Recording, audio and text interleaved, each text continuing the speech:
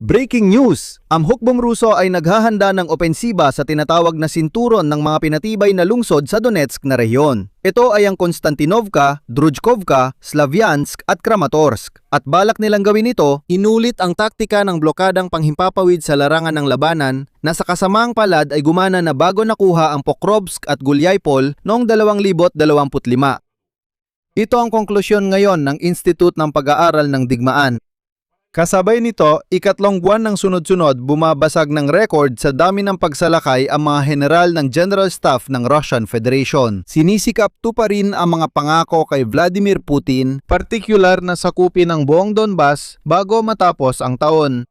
At bilang tugon, patuloy na sistematikong winawasak ng Ukraine ang lohistika ng Russia. Sa nakalipas na 2 araw, tinamaan ng mga bodega ng wild berries sa ilang reyon, mga oil depot, at sa unang pagkakataon, isang sentro ng distribusyon ng malaking supermarket chain. Dito, mahalagang talakayin ito ng detalyado dahil nagsimula ng manipulahin ng mga Ruso ang isyong ito.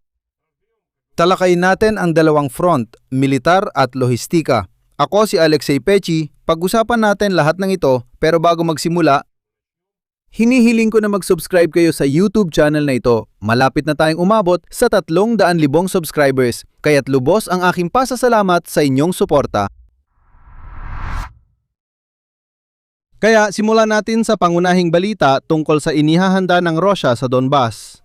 Ayon sa datos ng Washington Institute for the Study of War, inuulit ng mga Russian na mananakop ang ilang aspeto ng kanilang kampanya para sa blokadang panghimpapawid sa larangan ng labanan na isinagawa noong tag-init at taglagas ng 2025 at lumika ng mga kondisyon para sa opensiba sa pagtatapos ng 2025 sa lugar ng Pokrovsk at Gulyapol. Noong 2026, ang hukbo ng Russian Federation ay nagsasagawa ng katulad na kampanya. Sa pagkakataong ito ay nakatuon sa Slavyansk at Kramatorsk. Ganito ang detalye. Ang hukbong Ruso ay mas madalas na umatake sa mga lokomotibo ng Ukraine na napakahalaga para sa lohistika ng sandatahang lakas ng Ukraine.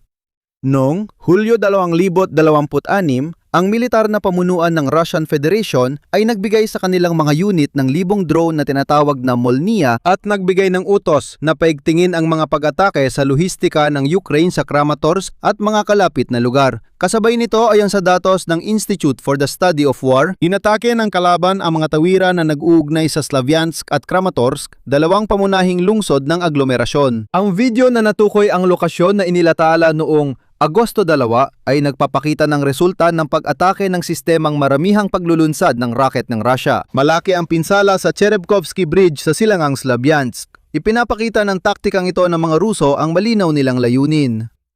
Ang pagsira sa mga ganitong uri ng sentrong lohistiko ay layuning gawing pinakamahirap ang muling pagpapang-ak at pagdala ng mga bala para sa sandatahang lakas ng Ukraine bago ang posibleng pag-aktibo ng mga operasyong panlupa. Ibig sabihin, sinusubukan munang putulin ng Russia ang supply at pagkatapos ay sa kanila isinusugod ang kanilang infantry kagaya ng nangyari bago ang Pokrovsk. Dapat nating pagtuunan ito para maiwasan ang nangyari nung katapusan ng nakaraang taon.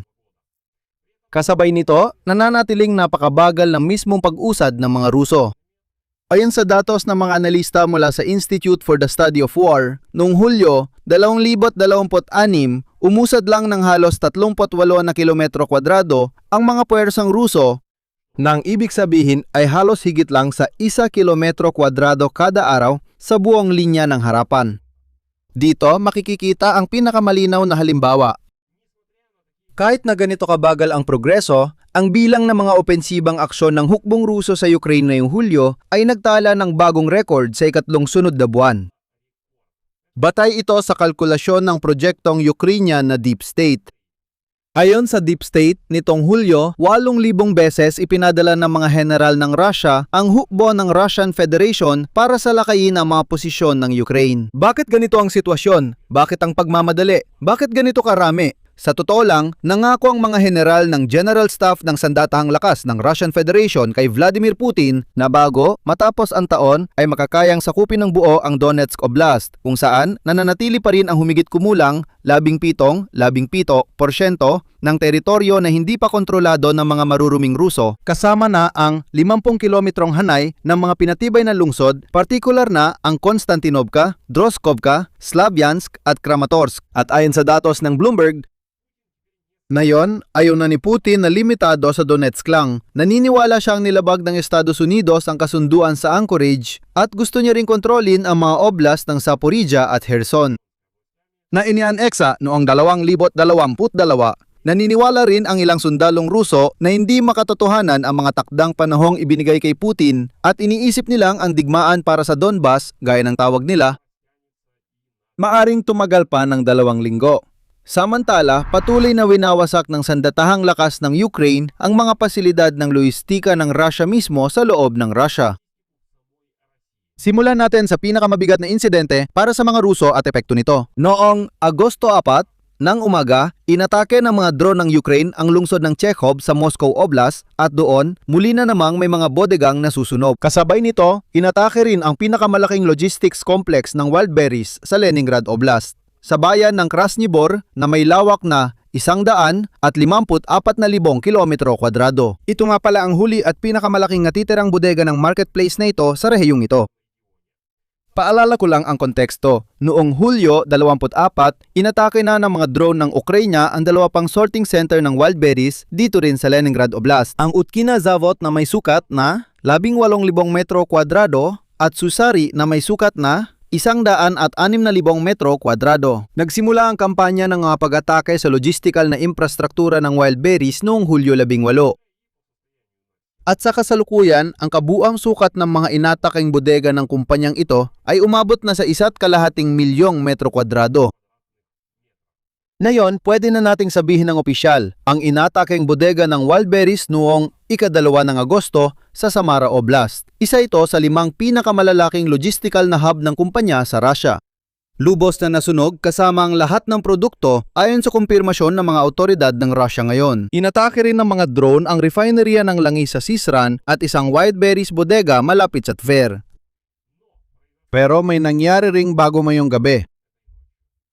Sa unang pagkakataon mula nang magsimula ang kampanya ng pag-atake, hindi bodega ng Wildberries o oil refinery ang tinarget ng mga drone ng Ukraine, kundi sentro ng distribusyon ng isang kadena ng mga supermarket. Ang tinutukoy ay ang Lenta, isa sa pinakamalalaking supermarket chain sa bansa na may 7,000 tindahan at kontrolado ng Sever Group ni bilyonaryong Alexei Mordashov. Dito, mahalaga munang mailagay sa tamang konteksto ang usapan bago magkonklusyon. Ang mga Ruso ay sumisigaw na doon na tinaman daw ng mga Ukrainyano ang isang food warehouse. Paano nangyari yun? Terorismo raw ito at kung ano-ano pa. Linawin muna natin. Hindi ito ang unang beses na tinamaan ang mga pagkain. Pero ngayon, nagkapalit na ng papel. Paalala ko lang sa inyo ang pinakahuling pangyayari. Noong araw ng Agosto 3, isang araw bago ang pag-ataking ito ng Ukraine, tinarget ng mga tropang Ruso ang mga bodega ng pagkain sa Dnipro. Wala pang isang araw bago ito, nawasak ang bodega ng sorbetes. Ang mga produkto nito ay ipinapadala sa buong Ukraine. Bago nito, inatake ng mga hindi naliligo na Ruso ang mga poultry farm, inatake ang mga bodega ng pagkain at iba pa. Ibig sabihin, ang unang tumama sa sibilyang food logistics ay mismong mga mababangis na Ruso. Ang bodega ng Lenta ang naging tugon ng mga Ukraino sa pag-ataking ito at sa marami pang kahalintulad na pag-atake sa sibilyang infrastruktura ng Ukraine. Yun lang. Ganap nang naging gantihan ang digmaan at mararanasan ng mga Ruso ang lahat ng hirap ng digmaan na dinala ng Russia sa Ukraine.